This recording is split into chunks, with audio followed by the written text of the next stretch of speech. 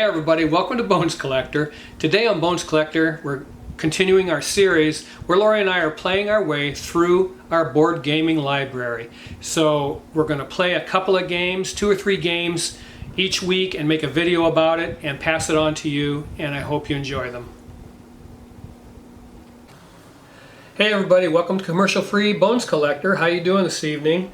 And I want to tell you that Lori and I just got done playing a game called Savannah Park. Savannah Park came out in 2021. The designers are Wolfgang Kramer and Michael Kiesling, 2 of my favorite board game designers, 2 of the best board game designers in board gaming. I mean, it's just amazing what these guys can do.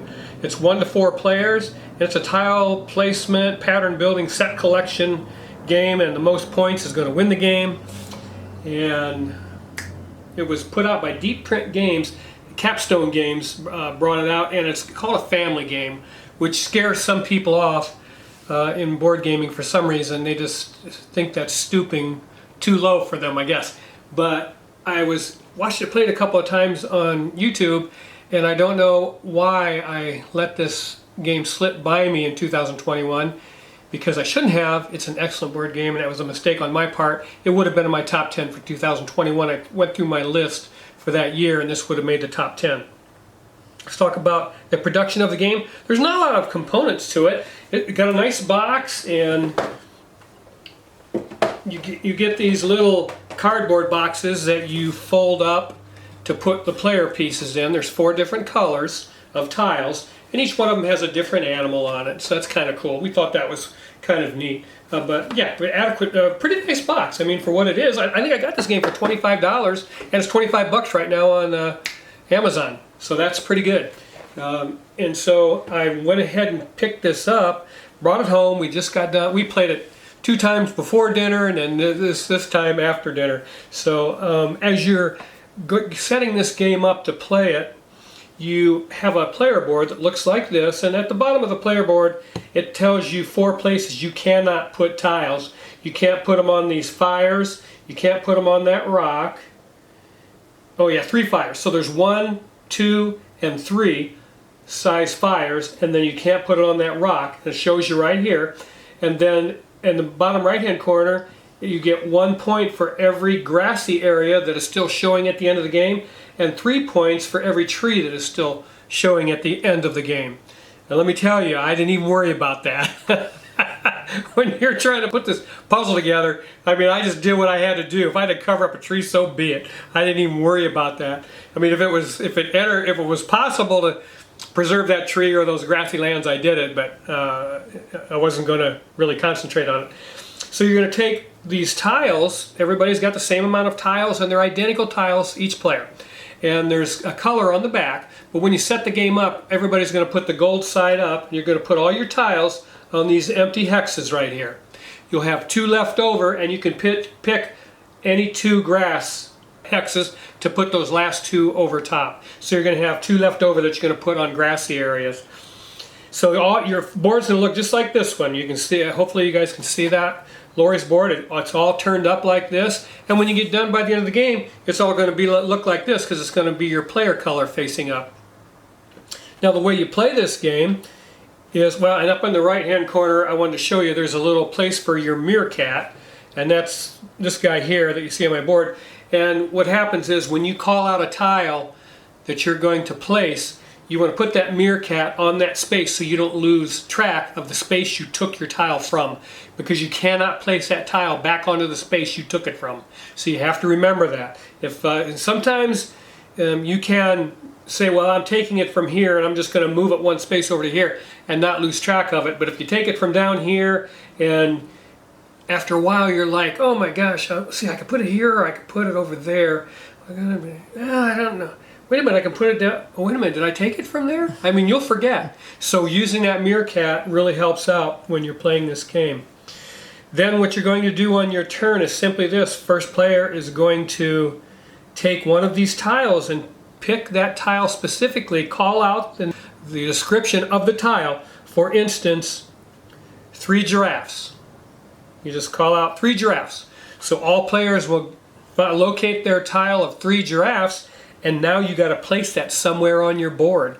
And at the beginning of the game, there's very little places to place that are not covering up a tree, covering up a grassland.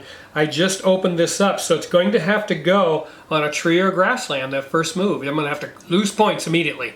So you're going to place that someplace on your board, and then it's the next player's turn. And that player is going to call out a specific tile. See how this is working?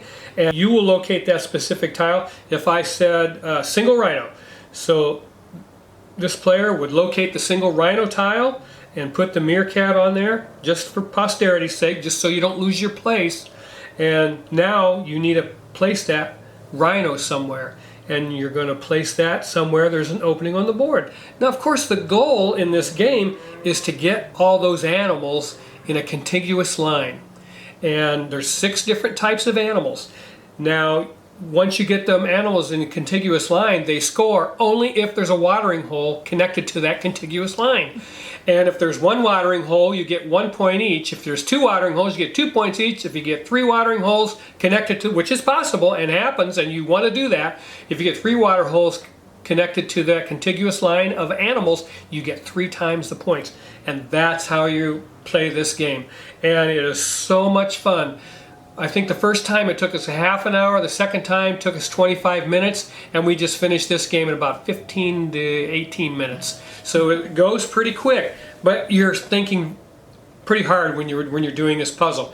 And for us, this is really what board gaming is all about. Michael Kiesling and Wolfgang Kramer just made a beauty of a game here. If you like that, if you like Calico, Cascadia, Sagrada, those types of puzzle games where you're putting together a tile laying situation, or in Sagrada it's done with dice, and if you like those types of games, this is a no-brainer. It is absolutely fantastic. There's even a family variant in here, so you can, it's on the other side of the player board, I think, right? The family variant? It's on the other side, Yeah. and you ignore the grass and the water holes. Okay. You play on this side of the board like if you're playing with kids, because there's no fires that you have to build around. Because when you're building around those fires, that's another layer of this game. And let me show you. When you're building around these fires, a 1 fire, a 2 fire, and a 3 fire. So you can't put any animals of single animals around the number 1 fire. You can't put any double animals around the 2 fire, and you can't put any 3 animals around the 3 fire. And let me tell you something, you're going to do it every time. You're going to do it because you're not paying attention. You're concentrating so hard on getting that contiguous line of animals and which ones you want to pick up when you call your turn, because you're like, I need to make space to get another giraffe up there, so I need to take that tile out, and you stop thinking about where you're putting them, and at the end of the game, when everybody's got their board finished like this, you call out, okay, look around your number 1 fire and see if there's any single animals. Look around your number 2 fire, see if there's any double animals, and the same with the 3 fire. I guarantee you're going to, once in a while, you're going to say, oh my, I can't believe it. I put a double animal around my number 2 fire, and I'm going to take it off the board, and it interrupts my whole contiguous line of giraffes. I was going to score a ton of points. I just gave myself a shaft because I wasn't paying attention to what I was doing. But that's the beauty of this game. There's it's just enough going on, you guys. This is absolutely a fabulous game. Savannah Park. Again, not a lot of rules. It's very easy and quick to learn, but there's just so much things to think about, and it's just an excellent experience intellectually, and you just have a lot of fun while you're playing it. I love these kinds of games, and this is one of those evergreen games. It doesn't matter. I can play this over and over and over. I just I will never get sick of playing a game like this. It's so fantastic. It's a quick experience, and I'm not saying that all of your gaming library needs to be made up of games like this, but man, I tell you what, more often than not, this is the type of game that we will select to play. Just because, I mean, you're busy, we're busy, and we're a little older than a lot of folks. You know, I'm 67, I'll be 68 my next birthday. So big heavy Euros I've just about weeded those out of my library. And I'm talking about, I got rid of all my Lacerdas but one. I figured, hey, you know what, I love Lacerda's big Euro games. I love them. I've played them and I love them. And I just don't have the time to to play them repeatedly. So I got rid of all of them, but my favorite, I kept my favorite. And I got rid of, you know, some Stefan Feld games that I thought were overly complex for our play style. Bora Bora and Bonfire, excellent games, loved both of them. Just can't get them to the table. So my point is that these kinds of games, you can fit them into your life, and that's the beauty of it. And the game actually, you know, it transcends age groups also. Anybody would like this game, kids, adults, and you just have an experience where you know you're racking your brain, and everybody's somebody's gonna swear once in a while because you're gonna make a mistake, or you're gonna, oh my gosh, what am I gonna do with that stupid thing? I gotta make room for this over here, and you're just going through everything on your board trying to put together a strategy that's going to score you the most points possible. And with the game, you get this scoreboard. It could have been a scoring sheet, but I like this thing. And you just simply move this piece around. So on here is where you start, the arrow, and it says, okay, check your number 1 fires. Any single animals around that? Check your number 2 fires. Any double animals? Number 3 fires. Okay, how many grasslands you still have showing? Because you get a point for each. How many trees you still have showing? You get 3 points for each. And then it goes through all 6 animals, and you count your biggest contiguous line of those animals multiplied times the number of watering holes that's connected to them, and that's going to be your total, and you just score it all the way around here. So that is pretty cool, and it shows you right here watering holes. Well, 1 times for 1 watering hole, 2 times for 2, and 3 for 3 watering holes. But I'm telling you, the game is just a blast. Games do not have to be complex to make you think, and they certainly don't have to be complex to be fun. So I just want to tell you all about this game. We just got this game. I should have had it before now, and because of the designers, and I talk about that all the time. I needed to check into this game closer in 2021. I didn't do it. I could have farted around, didn't do it.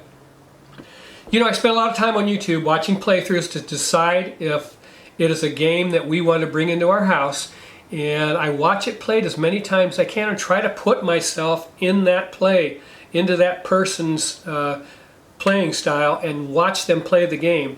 And then I try to decide if I would like that game. And I watched 2 people play this game, and I said to myself, I really missed the boat on that. I knew of its existence, I just didn't pay much attention because it was talked about like a family game, which it is. But I kind of wrote it off, and I shouldn't have. That's my fault. I'm full of faults, and that was one of them. And yeah, it's just a fantastic game by my favorite, I think they're my favorite board game designers in this industry. Wolfgang Kramer and Michael Kiesling. And I mean, Michael Kiesling's games are just littered in my top 100. Miyabi, to name another one that's a puzzly type game like this. I mean, I just enjoy that level of complexity.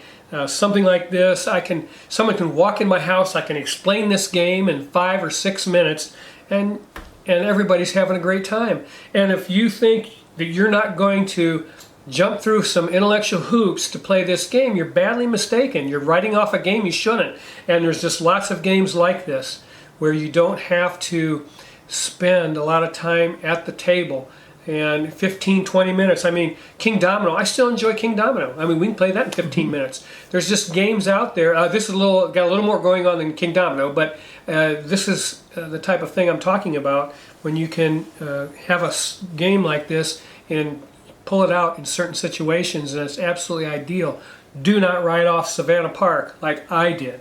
Don't be like me. There's a couple variants too that make it a little more difficult. There is a couple of variants in here. You get some extra tiles like this, you know, extra trees and fires, and that's it, right? Yeah. So you place those tiles on this easy side of the board. You get to randomly pick those spaces where you're going to put those, and we're gonna try that. But you don't really need to do that, but it's kind of cool. It has a little bit of variability to it. But hey, this is a great game. I want to tell you guys about it. That's Savannah Park by Kramer and Kiesling. Go check it out because it is absolutely fun. And they have another one coming out. Yeah, yes, they have another one coming out called Cabrera Park, I think. Cabrera Park. Supposed to maybe have another mechanic or two, maybe.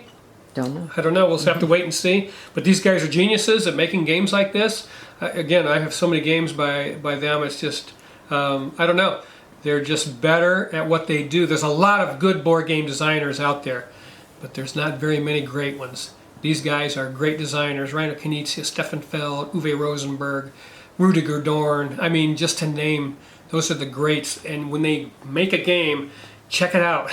Look into it, especially if you like some of their other titles. Those are the guys that they repeatedly put out games that are amazing, and this is one by Kramer and Kiesling. I absolutely adore it. Check it out, Savannah Park. Hey, and keep on board gaming. It's the best hobby on the planet because of games like this. I love every one of you. Bye-bye. Please, hey, by the way, please leave any comments about this game or questions you have. And what games, little puzzle games, do you like this? I named a few with Cascadia and Calico and Sagrada. And what else is down there? Calico, you already said that. Reef. Azul. Nova Luna. Yeah, Nova Luna. Those types of games that are puzzles that kind of put you through the ringer intellectually, but they do it very quickly and in a fun sort of fashion. So I really enjoy games like that. Let me know what your favorites are. What your favorite puzzle? Because you may tell me a game that I've not even looked at, and in the comment, if you leave me a comment about a game like this, I'm going to look into it. I'm going to check it out because I can't be everywhere omnipresent. I'm just not. We miss games all the time. Yeah, we miss games constantly. And I mean, for instance, Michael Kiesling's Vikings came out in 2007, and I Never heard of it. Thought I had researched all his games, but I only picked that game up maybe 2 years ago. So yeah, so it was out like 13 years before I even thought about it, before I even heard about it, and it's in my top 100. So yeah, hey, if you got some games, hey, Bones Collector, you ought to check this game out. It'll put you through your paces. We had somebody in half tell an us hour. to try My City. Yeah, My We City. haven't tried it yet, but we did buy it. We just haven't tried it yet. Yep. So hey, yeah, that's it. I don't want to keep you too long. It's a tremendous game. That's Savannah Park. Hey everybody, how you doing? Welcome to Bones Collector. Today Lori and I just got done playing Evergreen. Evergreen is a game from 2022, so it's fairly new, and it is by Hjalmar Hawk. It starts with an H, but I think it's silent, so it's Hjalmar Hawk. He is also the designer of Photosynthesis, if you've played that. It's a similar mechanic in this game, and I'll talk about that in a second. It's for 1 to 4 players. This is a wonderful solo game, and it is actually a wonderful 2-player game also. And this is a line of sight, end game bonus, and open drafting game, and the winning condition is the most points. Before I get into that, I always talk about the production quality or the publishing quality of the game, and I like the publishing job they did on this overall. It's got it's a thinner box, so it's pretty thin, and a nice box for what it's holding. The rule book is good, and you can learn to play the game from the rule book. We struggled a little bit with how to use these special powers, but I'll tell you how to do that so you don't get confused like I did. And then you have a box of all the components right here: the small trees, the big trees, the bushes, the lakes, sprouts, and your markers and extra sun markers. And it's got dividers in here. Now I will say this, these things will slide in between, which they're doing right now. They will slide in between these compartments. So we cut up some cardboard and stuck in each compartment, thick cardboard, and now these won't slide. We just put them in these 2 compartments. I wanted to show you the difference. So these do have the cardboard, these 2 middle ones, and these do not, so the pieces are sliding in between. So you're going to have to do that, otherwise, if you store your game vertically.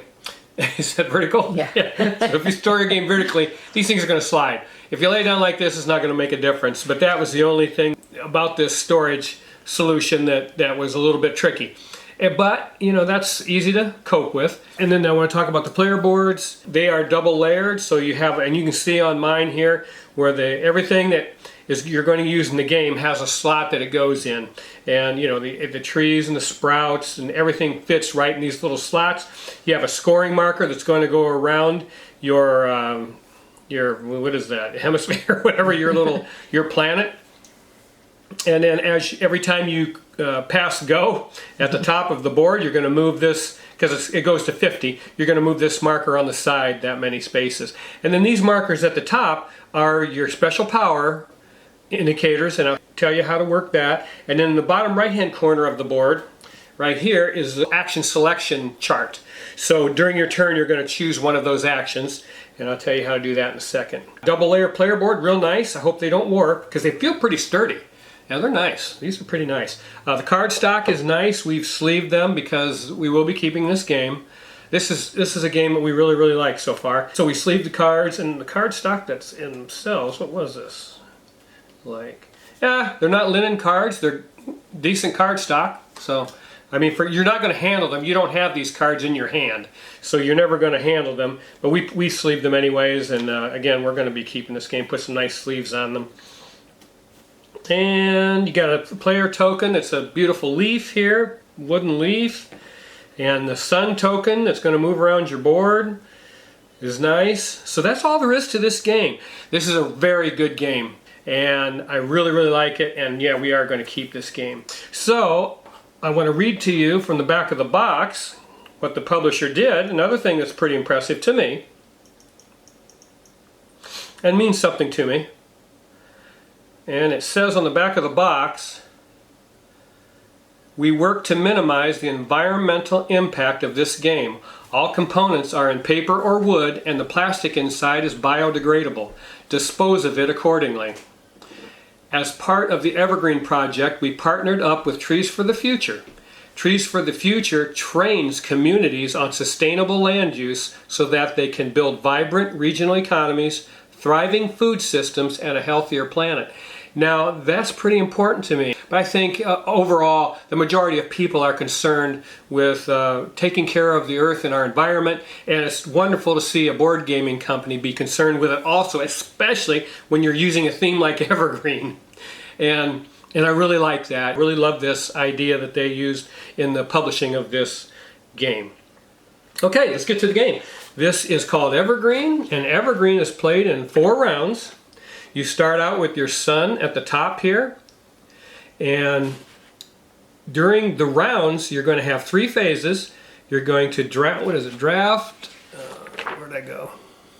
Yeah, you have draft, actions and powers, and end of round. So when you're going to start the game out, when you start the game, you have a biome deck here, and these cards, let's see, do I got them upside down? Yeah.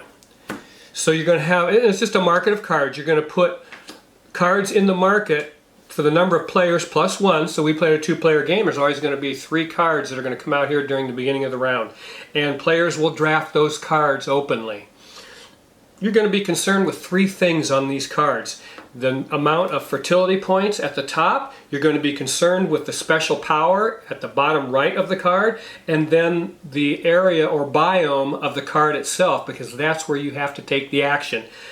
So in this case, this is the swamp card. I would have to take one of these actions that I showed you on the player board in the bottom right-hand corner. I would have to take that action in the swamp.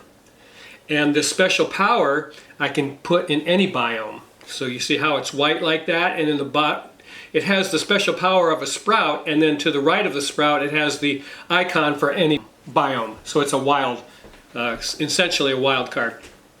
So that's pretty cool. So you're going to be thinking about that, because when you are building your player board, you want to be concerned with where you're placing trees and sprouts, because scoring is done in line of sight because of this sun tablet here, just like in photosynthesis. And everything on here casts a shadow. Your big trees and your small trees all cast shadows according to how many spaces they are away from each other. So you have to concern yourself with that when you're placing sprouts on this player board, because the sprouts, of course, are going to grow into small trees into big trees. But a player will select one of these cards and draft it, put it in his play area. I've got these cards over here, so I put it in his play area. Take your powers and actions. The other player, he'll put the player token on the leftmost card in the market that's left, and then the next player will draft a card. Now that player has to consider something else besides the 3 things I told you. They have to consider whether they want to be first player next round, and it might be important to them. I love the card mechanic in this game. This is a beautiful thing here, but the card mechanic just pushes it to a special level for us. And so the person drafting next would have to decide, do I want to place do the actions in the grasslands? Do I want to do the actions in the flowers? And that's what this orange card is. And do I want first player?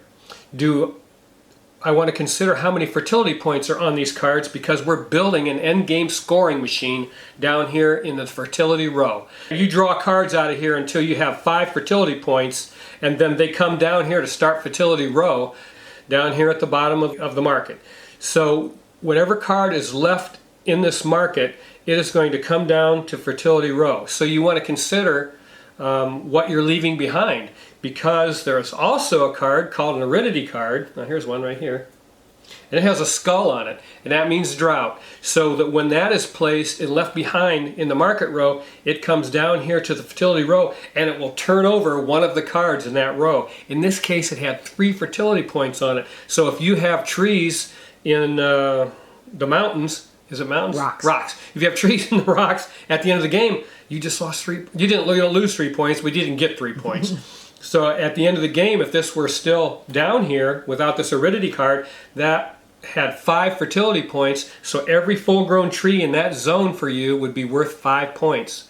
See how that works? And then, but the aridity card got left behind, so it comes down here and it turns over the last card played, and it will be turned over, and the aridity card will be showing. And now that zone at the end of the game for full-grown trees is only going to be worth 2 points per tree. So you're considering that, and I love that.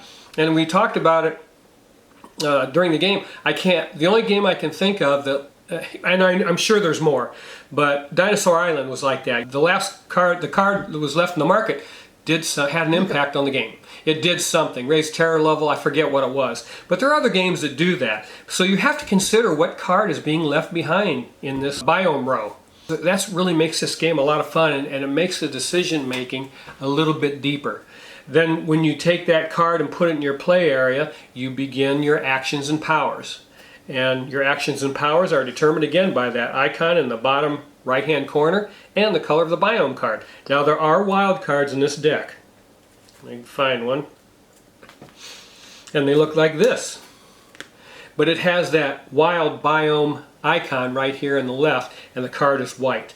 It's the same icon that shows up down here in your power corner in the bottom right hand corner to show you can do that in any biome. But if you select this card, you can take your action in any biome. So not only can you take your action in any biome, but you can take your power in any biome also. So those are pretty cool and something to consider. But there was a time in the game where I skipped the wild card. I said, nah, I don't want the wild card, because I need to, there was a card with a bud on it, and if I move my marker one more space, I got 4 points for that, and that's huge in this game. So I chose that card and left this wild card behind, because I really didn't need, again, as this game develops, you're going to have to make decisions like that.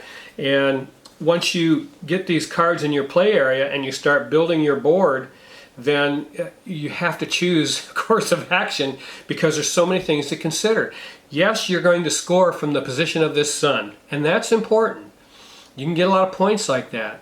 But you're also thinking ahead to the end of the game, because as you see this fertility zone growing, and as you see the points, where the points are going to be in which zone, you're thinking ahead that, well, see, I'm going to sacrifice some points now so that I can build in the swamp that has 2, 4, 5 fertility icons, because I want 5 points for every tree in that zone. This one has 5, that one had 5.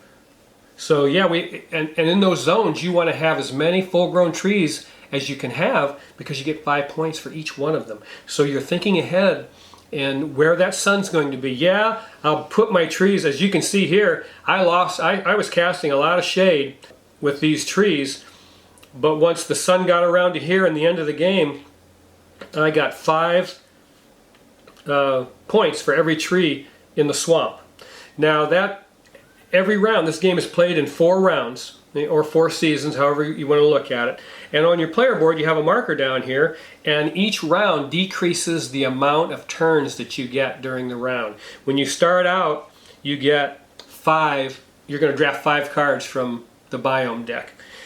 The next round you're going to draft 4, next round 3, and in the last round you're only going to draft 2. So I love that. It's kind of like Wingspan, decreased actions as the game goes on. And I really love that the designers did that in this game. The designer, it's brilliant. And as you're playing this game and as the rounds are decreasing, I mean, you're going over the stuff in your head. Let's see, we're in the next last round, I'm only getting 3 cards. How, have I moved some of these markers to the point where it's going to behoove me to choose a card with that power icon to get more things done with that? For instance, if you have a lake action, or these are the special powers. You have lakes, bushes, buds, sprouts, small trees, and large trees. And those are your special power tokens at the top of your board. And so the lakes, when you place them, allow you to upgrade any 2 adjacent items on your player board. So you can grow 2 sprouts into 2 small trees, 1 small tree into a large tree, 1 sprout into a small tree. Wherever you place that lake, you can pick 2 adjacent items and upgrade them one thing. And then you have bushes. Also, that's one of your special powers.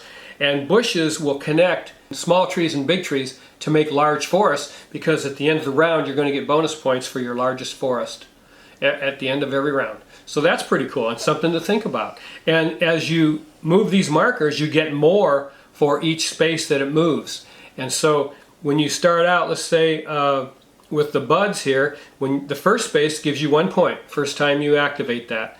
The second time you activate it, it's 2 points, and the third time is 4 points. And every time after that will be 4 points. So that's pretty cool. I really, really like that. It gives you something else to think about.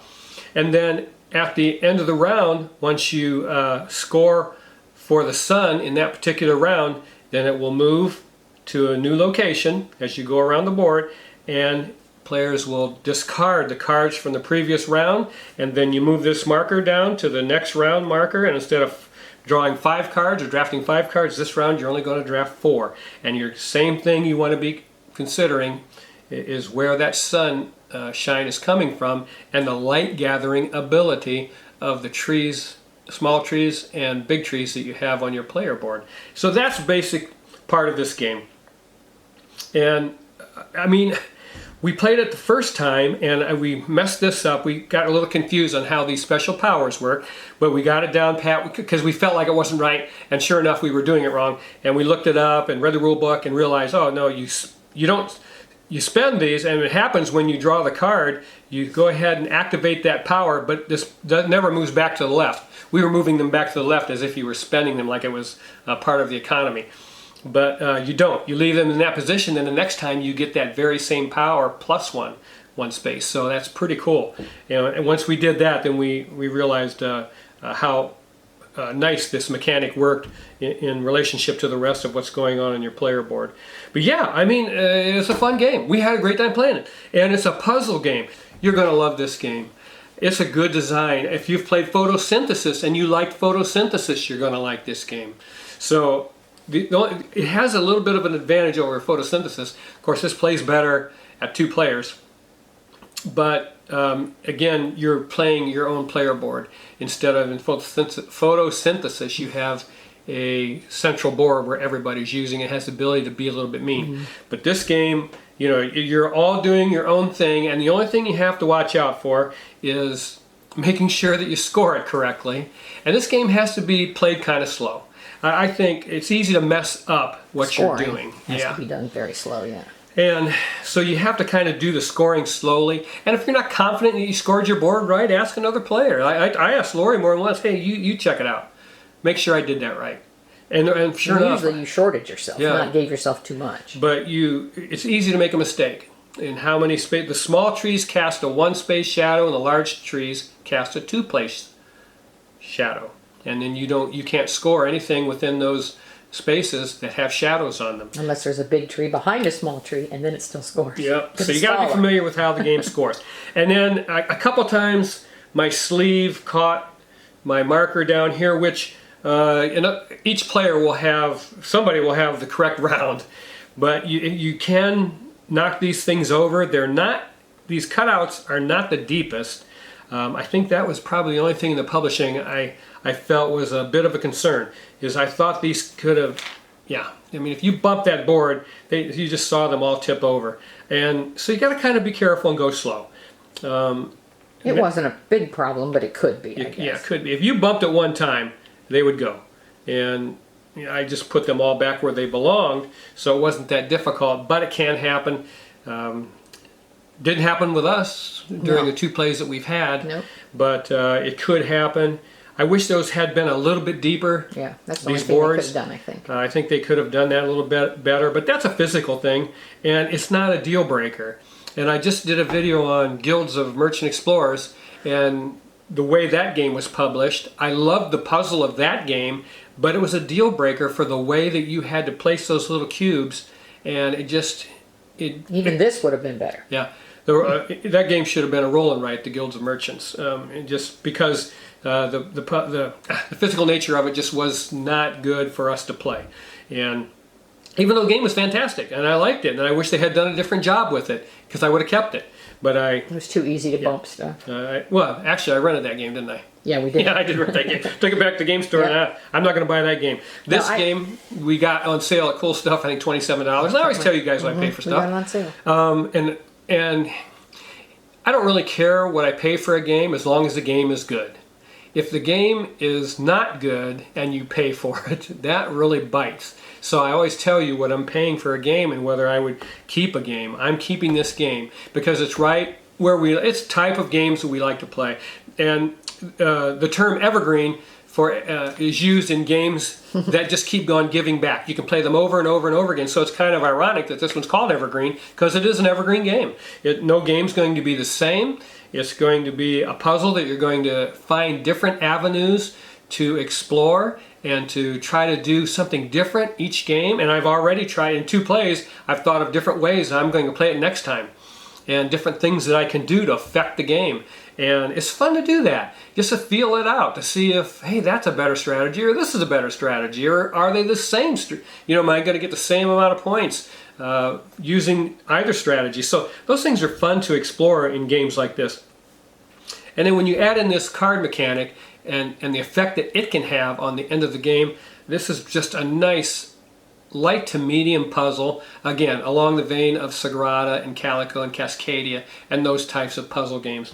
If you like those games, you're going to like this game. We really enjoy it, and again, it's a type of game that's going to keep giving back, and it's going to be different every time you play it. And I played it solo. Yeah, and Lori plays solo. First time I've ever done that. It has a chart in the back, and you can, depending on your score, you will be awarded a tree of some sort, like depending on. I was 1 point away from being broccoli. Yeah, broccoli is like the lowest score. I think. I got bonsai, which was second Bonsai place. tree. I think it's on the back page. Yeah. But I mean, 1 player or 4 players, it would take the same sure. amount of time because we all take our actions simultaneously. Yeah. Yeah, so it doesn't really matter. And it's a wonderful solo game. I mean, for my solo playing friends out there, there's a lot of you out there. First time I've ever tried a solo game, and it was great. This is pretty cool. The AI works wonderful. Yeah, it's pretty neat. And but you have a chart here, that goes broccoli if you're 0 to 120 points, and as your score increases, it goes up this chart: bonsai tree, olive tree, holly, birch, pine, oak, and baobab, and legendary sequoia. So yeah, if you can score over 200 points, you're a legendary sequoia. That gives you a nice goal to shoot for in this game, and you use this biome deck in the solo game also. So yeah, it's pretty cool, and I don't know, and it's a good game. Again, $27. I got it on sale at Cool Stuff. It was the deal of the day. Deal of the day. Game of the day. I wanted to play it because it was new, and I've been watching this game for over a year because I knew it was coming out. I knew that it was done by the guy that did photosynthesis, which we enjoy, and I just kept my eye on it and wondered if it was good. And then once I saw what the game looked like, I was put off a little bit by the looks of the game. Same with Guild of Merchant Explorer. Yeah, the look Guild put of us Merchant off that Explorer game was too. extremely ugly. I didn't even want to play it at first when I first saw it, and then as I watched people playing it online, I was like, yeah, I do want to play that game. And then once I saw this being played, I said, yeah, I want to play that game too. And so I enjoyed both those games, but the publishing here was pretty solid, and so we're going to keep this game, and we will not be getting Guild of Merchant Explorers. But Evergreen is wonderful, you guys. You can buy this game, and anybody can pick this game up, read the rule book, and play it. But it does take a little bit of practice because you're, again, starting out with sprouts. these little brown sprouts that you see, you have to place those first and then grow them into large trees in such a fashion that they gather as much light as often as possible on the 4 seasons that you're going to be scoring. And that is a lot of fun, folks, and I wanted to tell you about it today. I hope you get the opportunity to play it. If you can get to a convention, play it first. If you can't do that, if you're in a position where you can't go to a board game convention, watch some people play it online or talk about it, and then make up your mind from that. You have to keep track of where you took one out to put one in. Yeah, that too. You can lose your place there too. Yeah. So when you're doing, that's a good point. When you're doing upgrading of these trees, do it slowly, because you can lose your place. Because you have 2 things you're doing, powers and actions, and you don't have to do them in order. In other words, you can do your power first and then your actions, or your actions first and then your power. You can't do half and half. Half and half. You can't do like actions, or do a power to your power, then do your actions, then do the rest of your power on the other side of that, or vice versa. Yeah. You have to do them one after the other. And it's very easy to lose your place as to where you are on the player board. And you're trusting other players when you're doing that. Oh, yeah. And someone brought that up. You could cheat very easily in this game. And someone mentioned that, and I think it was a dice tower that had 4 people. Yeah, it's very easy to cheat in this game. You know what? I don't play with people that would cheat on purpose. I just don't. I play with, if Lori wants to cheat me and win, hey, I'm okay with that. I don't care. I don't play with people that cheat purposefully in board games. So pick your friends carefully. Your board gaming partners carefully, and this game is fantastic. I highly recommend it. It's just a wonderful game. Again, it's a nice puzzle and lots of fun to put together, and yeah, just a really, really great game. So yeah, what do you think? Yeah, I mean, did you? Oh yeah, I really liked it. Like I said, I've never played a game solo before, but I thought I would try this one. I didn't do well. I almost was a broccoli, but it helps you learn the game to play it like that. Yeah. And all the AI does is take away a card each turn to simulate the other player. So it's a fun game. I mean, this is one I would pull out and play by myself with a group. Yeah. I think that's one of the most attractive things about it is playing solo. Mm-hmm. I really do. It's the setup is nothing, and playing it solo is... Yeah, again, everything in this nice little tray, and you cut out cardboard, like, I wonder if they can see the cardboards. I'm sure they can. Yeah, there's pieces of thick cardboard down in there that we cut out and put in those squares. And that's an easy solution to that. I saw some people complaining about it and thought, and didn't really offer a solution. But that's a nice, easy solution that you can employ in order to make that storage solution a little more feasible, especially if you're going to store it vertically. Yeah. So, yeah. If you're going to store it vertically, you'd probably want bags. Yeah. So, I mean, that's it. Anything else you want to add? Yeah, I don't think so. Good game. I really enjoyed it. Really, really fun. So, yeah. Okay, that's it for the Bonus Collector. I love every one of you guys. Make sure you keep on board gaming. It's the best hobby on the planet.